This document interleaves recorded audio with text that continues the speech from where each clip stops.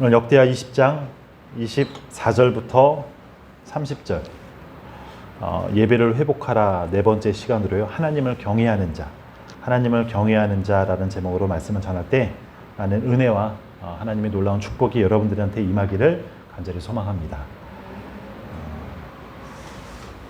참 너무 감사한 것 같아요. 저는 제가 전도사 때도 늘 좀 불만이었던 게, 그 교회에 대해서 좀 불만이었던 게 뭐냐면 항상 이렇게 준비 찬송, 그러니까는 뭔가 본진에 뭐가 있으면 항상 이게 앞에 바람잡이처럼 뭔가 시간을 맞추는 것처럼 준비 찬송이나 한 찬송 몇 곡 해. 항상 그렇게 제가 이렇게 들었어요. 찬양 준비하는 이 전도사 이렇게 부교육자의 입장에서는 그 말이 상당히 거슬렸거든요. 차라리 그럴 바에는 음악을 틀어놓지. 왜 하필 또 못하면 못한다고 그러고 찬양 콘티 마음에 안 든다고 그러고 항상 그게 되게 불만이었기 때문에 저는 이게 준비 찬송하겠습니다라는 그런 말을 그렇게 쓰지 않았거든요. 우리가 지난주에 너무 감사하게 지난주부터 배웠었죠. 예배의 시작은 찬양으로부터 시작이 되어집니다. 저는 그것을 더 나아가서 집에서 출발할 때부터 예배는 시작된다. 저는 그렇게 배워왔고 그게 저도 맞다고 생각이 들어요. 그래서 찬양을 통해서 역사하신 그 놀라운 하나님을 오늘 또한 우리에게 임재해 주셔서 또 여러분들과 함께 풍성하게 찬양으로 나눌 수 있다는 그 기쁨이 제가 아는 목사님과 좀 그 이야기를 좀 나눴던 것 같아요. 우리 교회의 상황을 너무 잘 아시는 목사님이에요. 반주기 하나 놓고 하는 것도 알고 있었고 우린 그래도 이 반주기만으로도 기뻐했거든요. 반주기마저도 없었다면 참 그런 생각을 하면서 예배를 드렸는데 하나님께서 그래서 이제 그 목사님은 딸을 피아노를 배우게 하든지 아니면 사모를 배우게 하든지 둘 중에 하나를 하라고 그랬는데 누군가 데리고 오는 게 가장 빠른 것 같아서 하나님께서 또 그렇게 역사해 주셔서 이렇게 찬양할 수 있도록 해주시는 게 얼마나 큰 은혜인가. 또 그것을 지난 한 주간 또한 몇 주간을 또 누리게 해주신 그 하나님을 참 찬양하게 되었어요. 여러분들도 함께 그런 은혜를 누리시기를 간절히 소망합니다. 오늘도 예배를 회복하라 네 번째 시간이에요. 그러니까 이 예배에 대한 하나님이 예배를 통해서 어떻게 역사하시는가.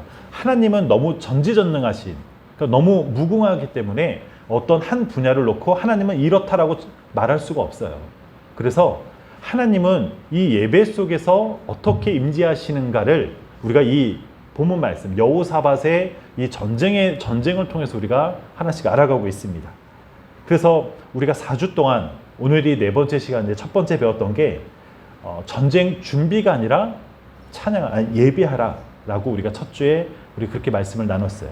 둘째 주에는 예루살렘 성이 아니라 들판으로 나가라, 들로 나가라 라고 우리가 말씀을 배웠습니다. 그래서 예배라는 개념이 하나님을 만나고 하나님을 알아가는 것, 우리가 그게 가장 큰 본질이기 때문에 그것이 가정이든 직장이든 삶의 어디서나 우리가 하나님을 만나야 됩니다. 그래서 예배가 예루살렘 성 안에서 한정시키는 것이 아니라 그래서 하나님이 이 들판으로 나가라고 말씀하셨어요. 근데 지난주에 예배의 시작은 찬송으로 역사하신다. 찬송으로 시작한다. 우리 함께 나눴습니다. 그래서 전쟁은 하나님께 속한 것이기 때문에 전쟁의 주관자가 바로 하나님이시기 때문에 군사와 무기에 있지 않다라고 우리가 성경을 통해서 배웠고 구약의 역사를 보면 항상 터무니없는 그런 전쟁을 하나님께서 일으켜 주세요. 왜요? 전쟁에 숫자가 있다면 기드온이 32,000명을 어떻게 해서 끌어모았겠습니까? 각지에서 끌어모은 그 32,000명 중에서 갈 사람 다 빼고 결국에는 기드온 용사라고 하는 것을 우리가 잘못 알고 있는 거예요. 하나님께서 선정한 그러한 300명이라고 하면 절대로 용사로 뽑지 않습니다. 그렇지 않을까요? 용우 같은 진실 안에 뽑지 않을 거예요. 다 그냥 비리비리한 살찌고 걷기도 힘들고 고관절 있고 무릎 관절 있는 사람들만 아마 뽑았을 거예요. 하나님의 역사는, 하나님의 전쟁을 통한 하나님의 역사는 늘 하나님만의 그 고유의 방법이 있으셨어요. 그래서 우리가 불러지는 찬양은 오직 하나님만 찾습니다. 군더더기가 있지 않아요. 하나님께 드려지는 찬송은 하나님만 나타납니다. 그래서 하나님은 이 찬송 중에 임하셨습니다. 찬송 중에 임하시는 거예요. 우리가 손을 들고 찬양하거나 박수를 치면서 때로는 내 마음속에 감동이 있어서 눈물을 흘리면서 찬양을 드리는 것은 모든 행위가 이 전능하신 하나님만을 바랄 때, 하나님의 역사를 바랄 때 하나님의 역사가 나타나는 행동들이었어요. 여기까지가 우리가 배웠던 거고, 예배의 본질이 바로 하나님이다. 절대로 부수적인 것이 될 수가 없습니다. 무서운 이야기는 내가 이 자리에 있다고 해서, 이 순간에 내가 설교를 듣는다고 해서 그것이 곧 하나님을 만났다라고 말할 수 없는 거예요. 우리가 착각하는 게 때로는 그런 거예요. 예배를 통해서 하나님의 심정, 하나님의 속성, 하나님의 방법을 내가 찾아야 돼요. 하나님의 심정, 하나님의 마음이 어떤 것이냐, 이 본문을 통해서 하나님의 마음이 어떤 것이냐, 하나님의 속성, 하나님은 그러면 어떤 하나님이냐, 그러면 하나님의 방법은, 하나님이 그러면 우리들에게도 나에게도 어떻게 역사하는가, 그것을 내가 발견하고 깨달아야 되는 거예요. 이 놀라운 은혜가 이 시간 여러분들에게 임하기를 간절히 축원합니다. 지금은 잘 몰라도요, 계속 듣고 이곳에 있으면 알게 될 거예요. 지난주에 제가 이제 누님하고 이야기를 할 때 참 그게 한 주간 계속 생각이 들더라고요. 잘 모르겠다고. 근데 그게 어떻게 보면 솔직한 심정이잖아요. 저도 연구소에서 말씀을 한 주간 듣고 왔을 때 제가 잘 몰랐어요. 정말 지금도 잘 모르고요. 그런데 붙어 있는 것이 은혜입니다. 아셨죠? 딴 데 가지 마시고, 딴 데에서 방황하지 마시고. 지난주에 찬양을 통해서 찬양으로 전쟁터에 나갔고, 유다의 그 군사와 여호사밧은요 다시 찬양으로 돌아온 말씀이 오늘 본문 말씀이에요. 참 오늘 본문 말씀처럼 쉽고 간결하고 또 이런 은혜가 임한 이런 본문만 있으면 얼마나 좋겠습니까? 여기 말씀을 보니까 이 엄청난 군량미, 전쟁을 시작하면 일단은 군사들이 먹을 게 있어야 돼요. 그리고 그들이 자는 초막같이, 그걸 군대 막사라고 이야기하는데 막사도 있어야 되고요. 생필품들, 그들이 갖고 있었던 말, 칼, 방패, 그런 것들을 지금 얘네들이 다 긁어 모았는데, 긁어 모은 기간이 사흘 동안이나 걸렸다고 해요. 그러니까 어마어마한 것들을 모았습니다. 근데 여기서 가장 비싼 게 뭐냐면 막사예요, 막사. 군대 얘네들이 그 집 짓는 그 천막, 그 천이 상당히 비싸기 때문에 다른 어떠한 무기보다도 더 비싸게 값어치를 매길 수 있는 게 막사거든요. 뭐 말도 그만한 가치가 있었고요. 말 한 필, 그 당시에 그 이동 수단으로 말과 낙타가 있었는데, 낙타 한 마리는 말 10마리의 가격을 칠 수가 있대요. 근데 그 말 한 마리가 오늘날 우리로 보면 집 한 두 채 정도, 그 정도의 값어치가 엄청난 것입니다. 그런데 그 말을 10개 정도를 잡아야지 막사를 만들 수 있다는 거예요. 그러니까 그만큼 이 막사가 우리가 알고 있는 그냥 군대에서 판초위에 세워놓고 그런 막사의 개념이 아니었습니다. 근데 저는 오늘 이 본문에 한 주 동안 너무 많이 고민을 좀 했어요. 왜 그러냐면, 설교 안에 이 말씀 속에 나와 있는 그게 아니라 이 말씀 속에 숨어 있는 것들을 좀 발견하고 그것의 은혜를 나누려고 한 주간 좀 고민을 했습니다. 없는 말씀 제가 지어내서 하는 게 아니니까요, 삐딱하게 보지 않으셨으면 감사하겠습니다. 여러분, 유다는 적의 연합군들을 분명히 승리했잖아요. 근데 그것은 상륙부대였어요. 상륙부대. 그러니까 예루살렘 성을 정복하려고 하는 특수부대. 그러니까 오늘날로 이야기하면 소수의 군대고, 기습부대가 그 예루살렘 성을 정복하려고 왔던 것, 그것을 하나님의 은혜로 여호사밧이 물리친 거예요.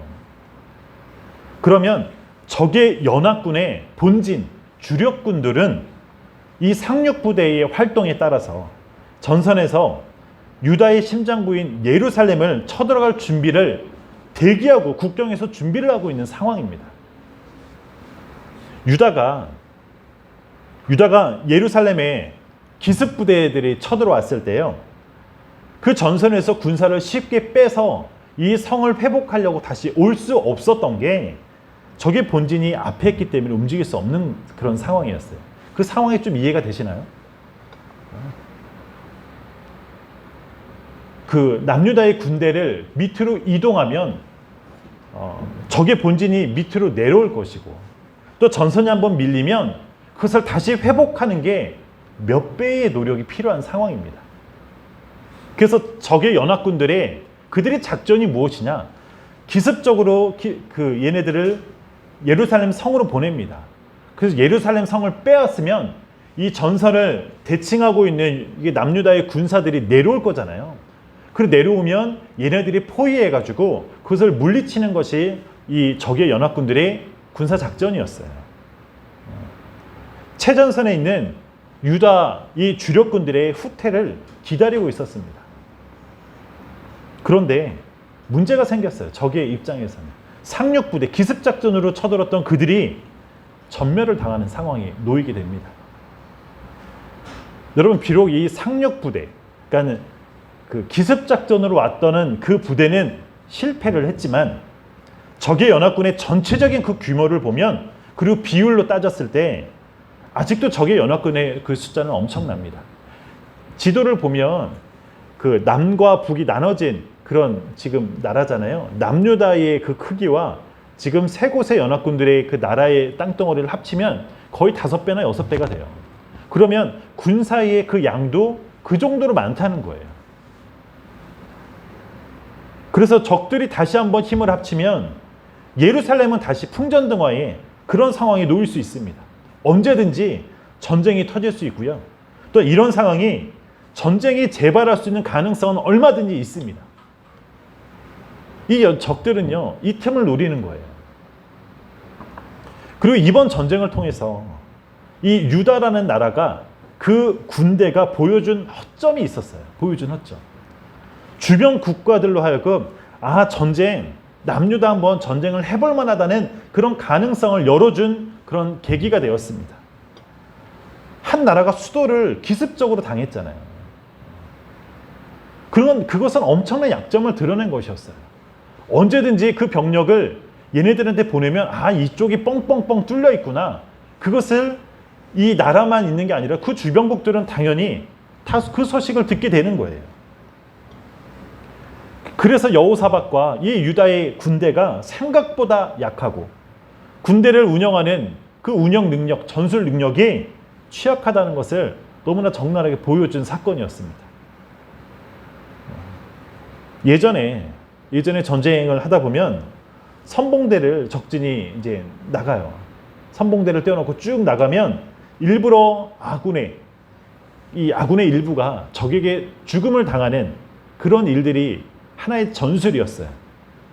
그래서 그들이 장렬하게 돌아오면 우리들은 그 죽은 내 아군의 동료들을 봤을 때 그 복수심에 불타서 전투력을 끌어올리는 그런 것도 하나의 작전이었습니다. 예전에 제가 저번에도 한번 말씀드렸지만 계백 장군이 있는 그 결사대는 그 김유신이 몇 차례를 했지만 그거를 이기지 못했어요. 그래서 그거 마지막 최후를 어떻게 했느냐? 화랑들을 보냈잖아요. 화랑들, 자기의 아들뻘 되는 그런 아이들을 직접 보냈을 때 그의 죽음을 봤을 때 결국엔 신라 그 군인들이 복수심에 불타서 결국에는 그 결사대를 이기게 되는 그런 작전을 폈었잖아요. 적의 연합군들이 여호사밧의 찬양으로 서로 간의 오해와 불신으로, 그러니까 결국에는 내전으로 모두가 죽게 되는 그런 불상사를 겪었지만 주력 군대들은 언제든지 복수심을 타오르게 해서 유다를 죽이도록 그렇게 해서 또 전멸시킬 수 있는 상황들입니다. 이 전쟁이 왜 일어났습니까? 이 전쟁이 결국에는 여호사밧이요, 북이스라엘과 화친 정책으로 인해서 하나님의 진노하심, 하나님의 결국에는 그런 전쟁을 일으켜 주셨어요. 근데 유다 군대의 이 허약한 체제를 완전히 바꿔놓지 못한 상태입니다. 그러니까는 여호사밧이 군사들을 양성하고 군인들을 그 하나님의 군대로 점점점 체계적으로 세우고 있는 것은 사실이지만 결국에는 자기가 좀 두려웠기 때문에 이 아합 왕, 그러니까 북이스라엘과 이 화친했던 것이 결국에는 전쟁으로 일어나게 되어지는 사건이었습니다. 근데 결국에는 이 하나의 전투가 끝났다고 해서 모든 전투가 완전히 끝났다, 모든 전투를 다 이겼다라고 말할 수 없는 상황이잖아요. 아직도 주력 군대는 그 경계선 앞에서 최전선에서 밀집해 있는 상황입니다. 여기까지는 이해가 좀 되시죠? 오늘 본문에는 이 전쟁에 대해서 언급이 없어요. 따로 전쟁에 대해서 이렇게 주력군들이 있고 그런 것이 없어요. 근데 이 본문을 깊이 보고 또 역사적인 상황을 보면 또 일어날 전쟁에 대해서 충분히 우리는 추론할 수 있고 생각할 수 있습니다. 여러분, 하나님은 유다의 그 민족들의 그 전쟁에 언제나 깊숙이 개입하고 계세요. 물론 아까도 말씀드렸지만 여호사밧이 이 아합과 하나님이 싫어하는 이 아합의 가문과 결혼을 통해서, 그러니까 전력적 관계를 가진 엄청난 죄를 범했습니다. 당대 이 세계의 권력을 쥐고 있었던 나라가 아합이었어요. 북이스라엘이었어요. 아합의 딸과 그 딸을 며느리로 받아들여서 결국에는 사돈지간이 되어지면 우리나라가 더 강력해지겠다. 이것이 여호사밧의 생각이었어요. 우리나라도 고려시대의 역사가 이런 거하고 좀 비슷하잖아요. 강대국들 틈에서, 강한 나라들 틈에서 살아남기란 쉽지 않습니다. 그래서 결국 결혼을 통해서 화친 정책을 맺어서 북이스라엘과는 싸움을 하지 않으려고 하는 것이 이 여호사밧의 생각이었는데 그걸 하나님이 싫어했습니다. 그걸 하나님이 반대하셨던 거예요. 그로 인해서 이 전쟁이 일어났습니다. 그런데 성경은요, 이 하나님의 진노하심이 잘 드러나 있지 않아요. 여호사밧이 등장했던 이 역대기 17장부터 쭉 보면 하나님이 여호사밧을 향해서 크게 진노했던 장면이 그렇게 드러나 있지 않고 있어요. 보통 하나님의 명령에 불순종하면 우리가 익히 알고 있는 건 뭡니까? 죽음을 당하거나 아니면 엄청난 재앙을 맛보는데 여호사밧에는 이런 진노가 없어요. 왜일까요? 다윗에게도 있었고 솔로몬에게도 있었어요. 근데 하나님의 진노하심이 이 여호사밧에게만큼은 안 나타납니다. 왜? 우리 말씀에 좀 이렇게 결론적으로 말씀을 드리면 여호사밧은 전쟁보다 하나님을 더욱 두려워했던 자입니다. 하나님을 더욱 두려워했던 자입니다. 적의 군대와 전략보다도 하나님을 더 두려워합니다. 이 여호사밧의 고백을 보면 두려워하는 장면들이 곳곳에 등장을 하거든요. 근데 죄를 지었어도 하나님 앞에 두려워했던 그 고백이 나오고 전쟁이 일어날 때도 하나님을 두려워하는 그 모습을 우리는 이 본문 속에서 발견할 수 있습니다. 결국 이 여호사밧, 그가 하나님을 가장 두려웠기 때문에 하나님을 찬양하고 하나님 앞에 예비했던 그 모든 것이 하나님을 두려웠던 자였기 때문이에요.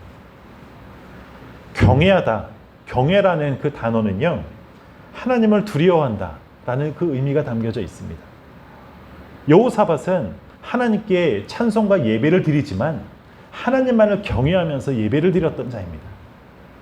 다시 말해서 여호사밧은 하나님을 두려워하면서 곧 경외하면서 예배를 드리는 신앙가였어요.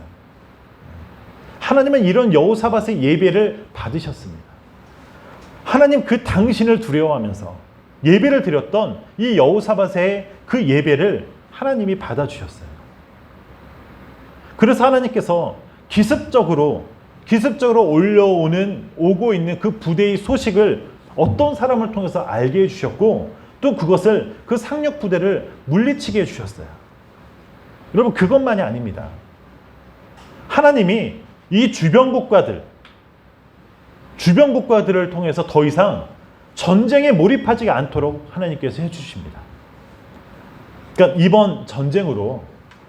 이번 전쟁이요, 아까도 서두에도 말씀드렸지만 어떤 오해, 서로 간의 의심, 그러니까 우연한 사건으로 이 전쟁이 이루어져서 이들이 내전으로 죽었다, 그렇게 알 수 있는 상황이었지만 결국에는 그렇게 알려진 것이 아니라 하나님의 영, 하나님의 군대가 직접 출현해서 기습부대를 격파한 것으로 그들에게 생각하게 하시고 또한 그렇게 역사해 주셨습니다.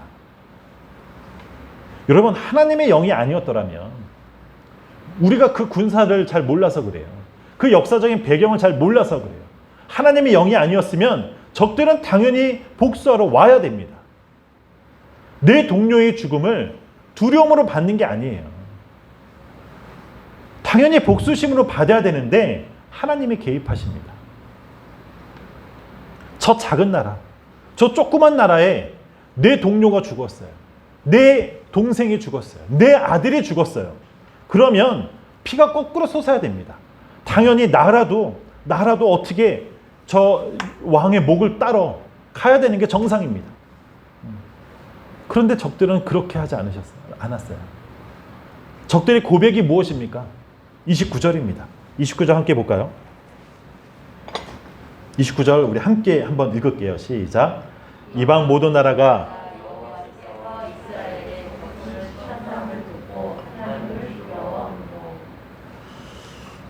나라가 여호와께서 이스라엘 적군을 치셨다함을 듣고 하나님을 두려워하므로. 그 적들의 고백은 무엇이냐면 여호와께서 적군을 치셨다. 나에게 복수심이 당연히 와야 되는데 저 나라를 쳤던 게 미국이나 이 바벨론처럼 엄청난 나라였으면 저 나라 원래 저렇게 힘이 세, 무서운 나라라고 생각할 수 있지만 남유다처럼 이 조그만 땅덩어리 갖고 있는 그 나라가 하나님께서 그 적들에게 두려움을 주셨어요. 적들에게.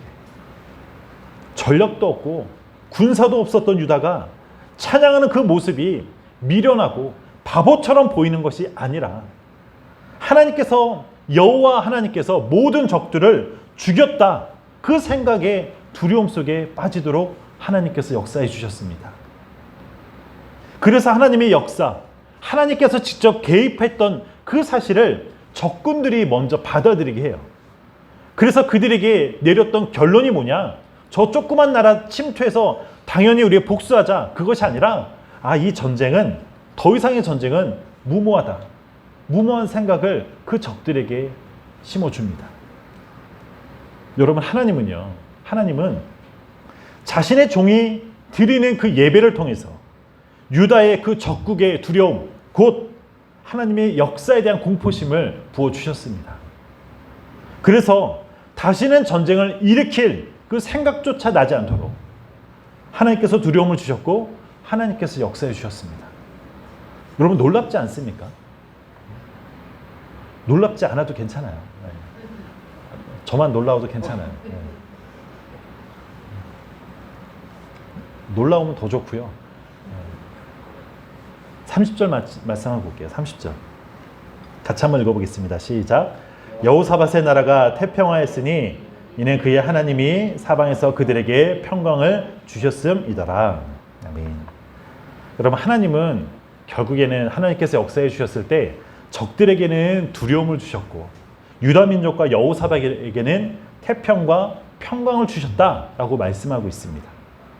그러니까 여호와의 영, 하나님의 영이 예배를 드리지 않는 자들에게는 두려움을 주었지만 여호와께 예배를 드리는 자, 하나님께 예배를 드리는 자에게는 태평과 평강을 주셨다라고 성경은 말하고 있어요.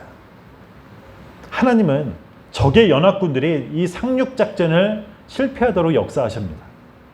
적의 선봉대를 완전히 전멸시켜서 그들에게 큰 교훈을 주셨어요. 하나님이 주신 그 두려움, 모든 적의 그 장수와 병사들에게 한 명 한 명씩 하나님이 주시는 그 두려움이 그들 가운데에 깊숙이 박혀 있어요. 더 이상 전쟁이 하고 싶은 마음이 없도록 역사하십니다. 적들을 통해서, 적들의 이 전쟁을 통해서 하나님의 살아계심을 보았습니다. 이 적들의 고백이에요, 이거는. 조그만 나라가 힘도 없고 전력도 없고 갑자기 들에 나와서 찬양을 하는데 그 모습을 보면 우스꽝스러운 거예요. 믿을 수 없는 사건이지만 하나님께서 역사해 주셨을 때 본진에 있었던 그 사람들은 하나님이 이스라엘을 이 돔처럼 지켜주고 있구나. 그렇게 이들에게 그러니까 저 나라는 절대 쳐들어가면 안 돼. 그런 두려움과 공포심을 부어주셨습니다. 여러분, 하나님 자신을 향해서, 그 당신을 향해서, 하나님을 향해서 두려움과 경외함으로 예배를 드리는 자들은 바로 그 예배를 기쁘게 받으신다는 것을 내가, 그리고 여러분들이 믿을 수 있기를 바랍니다. 자신을 향해서 이 예배를 통해서 두려움이 없는 태평과 평강을 하나님께서 부어주신다고 오늘 성경은 말하고 있어요. 사랑하는 성도 여러분, 결국 두려움이 뭡니까? 두려움. 제가 오늘 좀 말씀드리고 싶은 게 이 두려움이라는 단어예요. 두려움. 결국 두려움은요, 하나님의 손 안에 있는 거예요. 하나님의 손 안에 있다는 거예요. 하나님께 예배 드리는 자들에게 당연히 예배를 드린다고 해서 나에게 있는 그 상황이 바뀌는 것은 아닙니다. 아까 용우 집사가 고백했던 것처럼 내가 암에 걸렸다 할지라도 내가 예배한다고 해서 그 암이 떨어지는 것, 만약에 나는 하나님을 믿는데 내가 암에 걸려 죽었어요. 그럼 하나님의 역사가 아닙니까? 아니에요. 당연히 예배를 드리는 자도, 하나님을 믿는 자도 두려움이 생길 수밖에 없는 게 현실입니다. 하지만 그 두려움이 없도록, 생각나지 않도록 이 예배를 통해서 하나님께서 역사해 주십니다. 그 두려움을 통해서 하나님은 역사하세요. 내가 하나님을 통해서 예배를 드리고 하나님을 만나고 하나님을 찾으면 나를 공격하는 수많은 것들이 오히려 나를 공격하는 자들에게 두려움을 부어주시는 것. 내가 하나님을 찾아서 하나님께 예배하면 하나님께서 나에게 있어야 될 두려움을 그 사람한테, 그 것들에 대해 넘어가는 것. 그것이 하나님께서 오늘 이 말씀을 통해서 우리에게 말하고 있습니다. 사랑하는 성도 여러분, 예배를 드리면 우리가 어떤 일이 일어납니까? 하나님이 어떻게 역사하세요? 예배가 나와 어떤 관련이 있습니까? 성경 속에서 보면 예배가 전쟁과는 어떤 관계가 있어요? 우리는 늘 예배를 드려요. 우리는 늘 예배를 드리지만 이 예배가 나의 삶을 어떻게 인도하는가? 이것이 우리의 삶에 매우 중요한 관심사 아닙니까? 어떤 장로님의 말이었어요. 예배드릴 이 한 시간에 내 자녀는 학원에서 공부를 시키겠다. 어떤 장로님의 아들이 고2인가 그랬어요. 제가 고3 때 이야기예요. 또 어떤 사람은요, 예배라는 신앙적 행위, 정신적으로 내 삶에 도움을 줄 수 있다. 어떤 사람이 말한 거를 유튜브에 이 말을 찾으면 여러분이 다 아는 사람이에요. 이렇게 말하는 사람들은요, 예배든 우리가 드려지는 예배든 천주교에서 말하는 미사든 아니면 불교에서 얘기하는 삼천번제인가요? 법당에서 이야기하는 그런 모든 상관이 없어요. 신앙적 행위만 필요한 것이라고 이야기합니다. 여러분, 예배가 나의 일상생활에 도움이 되십니까? 아니, 정말로 이 질문을 좀 저는 하고 싶었어요. 예배가 나에게 도움이 되는가? 아니면 도움이 안 되는가? 코로나 때문에 비대면 예배라는 말이 생겼어요. 온라인 예배라는 것도 생겼어요. 믿지 않는 사람들은 이 시국에 제발 자중하자라는 말을 참 많이 해요. 온라인으로 얼마든지 예배할 수 있는데 왜 꼭 교회에서만 드려 하는가? 비판하는 경우도 많이 들었잖아요. 내 예배는 교회에서만 드리는 건 아닙니다. 삶의 모든 영역이 우리 예배의 처소가 되어야 되고 예배의 현장이 되어야 되는 것은 맞습니다. 그런데 제가 늘 이 예배에 대해서 말할 때 중요한 본질을 놓치고 있는 그 경우가 참 그게 안타까운 거예요. 예배의 본질이 무엇입니까? 하나님이에요. 하나님. 가끔씩 언론에 비춰지는 교회들을 보면 참 안타까운 게 교회를 지켜야 한다. 교회를 지키면서 예배해야 된다는 그 교회와 방역법으로 인해서 해산시키려고 하는 정부의 모습을 보면 그냥 안타까운 거예요. 본질은 다 빠졌어요. 그 안에 하나님은 없고 하나님을 알려고 하는 그 의지가 없는 상태. 그래서 그들에게 묻고 싶은 거예요. 교회를 지키는 게, 이 건물을 지키는 게 우선이냐. 예배 가운데요, 내가 억지로 드리거나 분노함으로 드려지면 그것은 예배가 아닙니다. 절대로 예배가 아닙니다. 제가 참 안타까운 게, 전 그 천호동의 그 교회에서도 지금은 해결이 됐는데, 그 교회가 분쟁되는 그게 14년인가 걸렸어요. 제가 6년인가 7년 차 될 때 그 교회에서 사역을 했거든요. 그러니까는 거기서의 지옥, 그러니까 거기에서의 사탄은 뭐냐면, 사탄은 우리를 괴롭히는 게 사탄이 아니에요. 저쪽 교회가 사탄이에요. 그렇게 가르쳐요. 이쪽 교회는요, 서로 사탄인 거예요. 서로 사탄. 억지로 드리거나 부모에 의해서 끌려 나와서 드리거나 내가 분노함으로 예배 드린다면 그 속에서는 하나님이 없습니다. 하나님을 경외하는 마음, 하나님을 두려워하는 그 마음.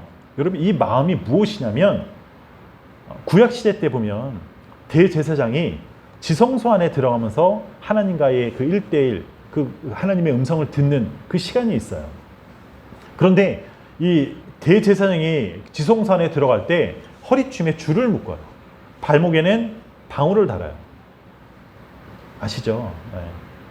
죄가 있거나 그 대제사장이 거짓이 있거나 하나님 볼 때 뭔가가 잘못된 게 있으면 들어가서 죽기 때문에, 그리고 대제사장이 아닌 다른 사람이 들어가면 그래도 죽기 때문에, 그래서 이 딸랑딸랑 방울 소리가 안 나거나 인기척이 없으면 죽은 거예요, 그냥. 그래서 그 줄로 잡아 당기는 겁니다. 그러면 대제사장이 여러분들과 저와 여러분들이라면 지성소에 들어갈 때 얼마나 떨리고 두렵겠습니까?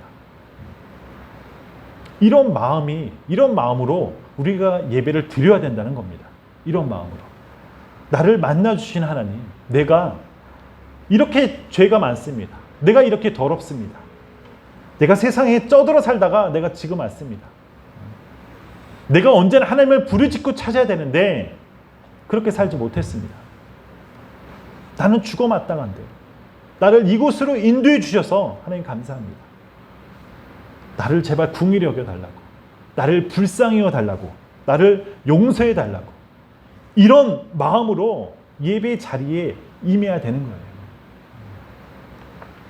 이제는 하나님을 경외하는 마음, 하나님을 두려워하는 마음이 완전히 다 사라져 버렸어요. 왜요? 이 대제사장에 임했던 그런 하나님, 그렇게 역사하지 않기 때문에 그래요. 죄 짓고 살아도 아무런 징계가 없어 보여요. 내가 회개하지 않아도 내 삶 속에서는 아무런 장애가 없습니다. 내가 예배를 빼먹어도, 내가 11조를 빼먹어도, 내가 무언가를 안 해도 어떠한 징계가 없습니다. 그러니 하나님을 경외하는 마음이 무엇인지 모르고 살아갑니다. 단지 예배는 나의 필요, 나의 욕구를 들어줘야 됩니다. 내 자녀가 잘 돼야 되고 내 삶이 평안해야 합니다. 내가 어떤 마음으로 드리던 예배 시간에 내가 이 자리에서 있고 내가 하나님을 구하면 하나님이 들어줘야 됩니다. 주여 주여 내가 부르짖고 간구하면 당연히 들어줘야 됩니다. 우린 이런 하나님이나 이런 예배만 우리는 알고 있어요. 오해하지 마십시오. 겨냥할 사람도 없지만 겨냥해서 누구 겨냥한다면 아들만 겨냥할게요. 제 안에 성령의 감동이 더 크기 때문에 이 말씀 드린 거예요. 여러분, 우리는 하나님을 경외해야 됩니다. 하나님만을 두려워야 됩니다. 우리가 찬양을 부를 때 우리가 정말 착각하는 게 뭐냐면 우리가 좀 이따 기도할 때도 두려워 말라 이 찬양 할 거거든요. 두려워하지 말라 했으니까 나 당연히 두려워하지 않을 거야. 난 두려워하지 않고 당연히 기쁨으로 찬양할 거야. 두려움을 제거해 주시는 분이 하나님인데 벌써 내가 하나님이 벌써 돼버렸어요. 두려움조차도 없어요. 그러니까 너무 내가 하나님 앞에 뻔뻔하자라는 것은 그런 의도가 아닌데 저 또한 그렇게 불렀던 것 같아요. 하나님을 경외해야 되고 하나님을 두려워야 됩니다. 적군보다 전쟁보다 하나님을 가장 두려워했던 이 여호사밧처럼 은혜 주시는 하나님, 사랑의 하나님, 수많은 닉네임이 있지만 오늘 이 순간만큼은 우리 하나님을 두려운 하나님, 경외로운 하나님의 경외하는 여러분들이 되기를 간절히 축원합니다. 왜 회개 기도가 안 됩니까? 하나님을 경외하지 못해서 그래요. 내가 진짜 감사할 수 있어야 되는데 감사가 잘 안 나오는 것도 하나님을 경외하지 못하기 때문이에요. 우리는 예배 일주일에 한 번 드리죠. 여러분 한 번 드리는 게 정석은 아니에요. 매번 은혜를 누릴 수만 있다면 우리는 각자 많이 드리는 게 가장 이상적인 모습이겠죠. 그런데 이 예배 한 번조차도 제대로 드리지 못합니다. 이 예배 한 번을 지키기 어려운 시대에 우리는 살고 있어요. 하나님 앞에서 내가 이 핑계, 하나님 앞에서 저 핑계 살면서 살고 있습니다. 하나님, 내가 이런 이유 때문에 예배를 못 드립니다. 내가 이런 이유 때문에 이번 주는 유튜브로 넘기겠습니다. 아까도 얘기했지만 누구 겨냥해서 그 절대 아닙니다. 상처받지 마시고. 하나님을 내가 두려워하고 하나님을 경외한다면 그럴 수 있습니까? 하나님은 사랑의 하나님이기도 하지만 하나님은 때로는 질투의 하나님이기도 해요. 여러분들이 죄 안 지었기 때문에 그냥 놔두시는 것 아니죠. 여러분들이 잘해서 이곳에 나오신 줄 아십니까? 지금 당장 죽어 마땅한 게 우리들이지만 하나님은 지금도 우리가 당신을 경외하기를 원하신다는 거예요. 우리는 당연히 죽어 마땅하지만 이곳 가운데 불러주신 그 이유는 우리가 하나님을 경외하기를 원하시는 것이 하나님의 마음이십니다. 하나님의 심정이에요. 우리는 경외할 수 없어요. 아니, 그것도 잃어버린 시대에 살고 있습니다. 하나님을 두려워해라, 하나님을 경외하라. 권사님들 생각나실 거예요. 과거에는 그런 얘기를 많이 들었을 거예요. 저도 그런 설교를 많이 들었던 것 같아요. 근데 요즘에는 그런 거를 잊어버리는 시대에 살고 있습니다. 그런 나에게 하나님이 찾아오셔서 경외할 수 있도록 해주시는 분이 바로 우리가 믿고 있는 하나님이십니다. 나는 할 수 없지만, 나는 경외도 모르고 하나님을 두려운 것도 모르지만 할 수 있게 해주시는 것, 바로 그런 분이 하나님이십니다. 하나님을 두려워하면 우리 전쟁에서 승리할 수 있습니다. 내가 하나님만을 두려워하면 하나님의 두려움을 제거해 주십니다. 미리 앞서 나가서 나 두려워하지 않을 거야. 그건 내가 하나님이 되겠다는 거예요. 우리가 예배를 통해서 내가 하나님을 찾으면 하나님을 두렵게 하는 모든 것들에게 하나님의 두려움이 그들에게 임하는 거예요. 하나님이 우리가 예배를 드리라, 우리에게 예배를 드리라고 지금 4주 동안 말씀하시는 것은 내 안에 두려움을 제거해 주시기 위해서입니다. 하나님의 그 두려움은요, 예배하는 자에게 임하지 않습니다. 하나님께서 제거해 주십니다. 사랑하는 성도 여러분, 우리 모두가 이 하나님께 두려움과 경외함으로 예배 드리면 우리를 두려움 없이 살게 해주신다고 말씀하셨어요. 두려움 없게. 이 가난이라는 두려움, 자녀에 대한 두려움, 우리에게 미래에 대한 두려움이 없는 사람이 어디 있겠습니까? 그런데 두려움 없게 해주시고 오히려 오늘 말씀 속에 대신에 이 태평과 평강의 축복을 부어주신다 말씀하셨어요. 결국 우리가 예배를 통해서 얻는 유익이 무엇입니까? 내가 예배를 드리면 내가 어떤 유익을 내가 받아야 됩니까? 하나님은 예배를 통해서 그 당신을 두려워하는 그 성도들에게, 하나님을 두려워하는 우리들에게 내 삶의 모든 두려움들을 하나님께서 없애 주십니다. 내가 예배를 통해서 그 두려움을 제거되는 것을 내가 그 유익을 받아야 돼요. 예배는 절대로요, 추상적인 그 종교 의식이 아니에요. 삶의 액세서리가 아닙니다. 드려도 되고 안 드려도 되고 그런 것이 예배가 아닙니다. 예배는 하나님의 역사의 통로입니다. 하나님의 역사의 통로. 나에게 여러 가지 두려움, 그것을 해소할 수 있는 유일한 것이 바로 예배라는 거예요. 예배. 다음번에는 예배 시간을 좀 늘리려고 해요. 우리가 한 번 드리는 예배이기 때문에 은혜 받을 때까지 좀 몇 시간을 할지 모르겠지만 기도 중에 있습니다. 저 되게 자중하고 있어요. 제가 연구소 갔다 와서 어떤 교회 목사님을 봤는데 이게 바뀌어야 될 게 너무 많은 거예요. 제 자신부터 바뀌어야 되고 바뀌면서 제가 소화해내면서 하나하나 바꾸려고 그러는데 만약 그렇게 점프해버리면 여러분들 다 놀랄 거예요. 저도 지금 자중하고 있는데 그 중에서 하나가 예배 시간도 마찬가지고 오후 예배 다 없애고 모든 예배를 없앴던 이유 중에 하나도 이 예배만 하나의 만큼은 목숨 걸자라는 거거든요. 예배를 드리면 하나님이 우리를 지켜주세요. 그래서 너 한번 해봐. 내가 들어줄게. 그렇게 호기심이나 장난으로 드려서는 안 되는 거예요. 살아계신 하나님께 두려움과 경외함으로 드릴 수 있는 여러분이 되길 바랍니다. 하나님께서 그 아픔을 해결해 주신다고 약속하셨어요. 그럼 하나님을 경외하는 하나님, 경외하는 여러분들이 되기를 간절히 축원합니다. 우리 찬양 한 곡 할게요. 두려워 말라라는 찬양이에요.